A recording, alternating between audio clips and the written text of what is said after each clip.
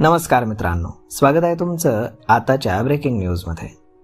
मित्रांनो, केंद्र सरकारच्या RTE कायद्यानुसार महाराष्ट्र शासनाने एक महत्त्वपूर्ण निर्णय घेतला आहे। राज्यातील दुर्गम, ग्रामीण तसेच घराजवळ शाळा नसलेल्या शहरी भागातील विद्यार्थ्यांना शाळेपर्यंत प्रवासासाठी भत्ता देण्यात येणार आहे। यामुळे विद्यार्थ्यांचं शिक्षण हे अबाधित राहील। आव्हानात्मक असलेल्या जिल्ह्यातील शेकडो विद्यार्थ्यांना या योजनेचा मोठा दिलासा मिळणार असून यामुळे त्याची दुर्गम रस्त्यावरची पायी चालण्याची कसरत थांबणार आहे। दुर्गम भागातील अनेक गोरगरीब मुलं केवळ शाळा लांब असल्यामुळे शिक्षणापासून वंचित राहतात आणि अर्ध्यातनं शाळा सोडतात। शासनाच्या या नवीन निर्णयामुळे आता दररोजची विद्यार्थ्यांची मैलोन मैल होणारी पायपीट कायमची थांबणार आहे। वाहतुकीची साधनं उपलब्ध झाल्यानं मुलांचा वेळ आणि श्रम वाचणार असून विद्यार्थ्यांना दिलासा देखील मिळणार आहे। केंद्र शासनाच्या RTE कायद्याच्या अनुषंगानं 2011 मधील तरतुदीनुसार विद्यार्थ्यांना वाहतूक सुविधा भत्ता देण्याचा निर्णय शासनाने घेतला आहे। यामुळे शिक्षणाची मोठी सोय होणार आहे।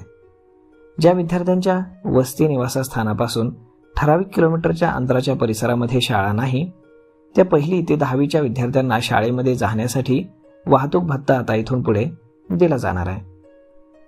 शासनाच्या या निर्णयामुळे जिल्ह्यातील मेळघाटातील दुर्गम भागातील विद्यार्थ्यांच्या शिक्षणाची वाट सुकर होणार आहे। वाहतूक भत्ता सुविधा मिळाल्याने शैक्षणिक गळती देखील थांबण्यास मोठी मदत होणार आहे। इयत्ता 1ली ते 5वी वस्तीपासून 1 किलोमीटर अंतरामध्ये शाळा नसलेले विद्यार्थी, 6वी ते 8वी वस्तीपासून 3 किलोमीटर अंतरावरील शाळा नसलेले विद्यार्थी, तर 9वी आणि 10वी हे विद्यार्थी वस्तीपासून 5 किलोमीटर अंतरामध्ये शाळा नसलेले विद्यार्थी।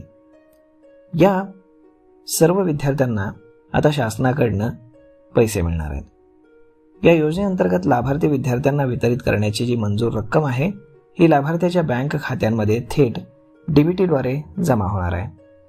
राज्य शासनानं किंवा स्थानिक प्राधिकरणानं ठरवून दिलेल्या लहान वस्तीमधील बालकांना शिक्षण देण्याच्या उद्देशानं वाहतूक भत्ता सुविधा लागू राहणार आहे। 15 वस्ती स्थानांची यादी राज्याच्या शिक्षण विभागाने जाहीर केली आहे।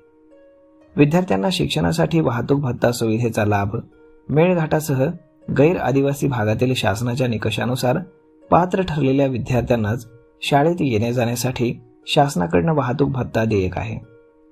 याचा लाभ जिल्ह्यातील तसेच राज्यातील शेकडो विद्यार्थ्यांना होणार आहे।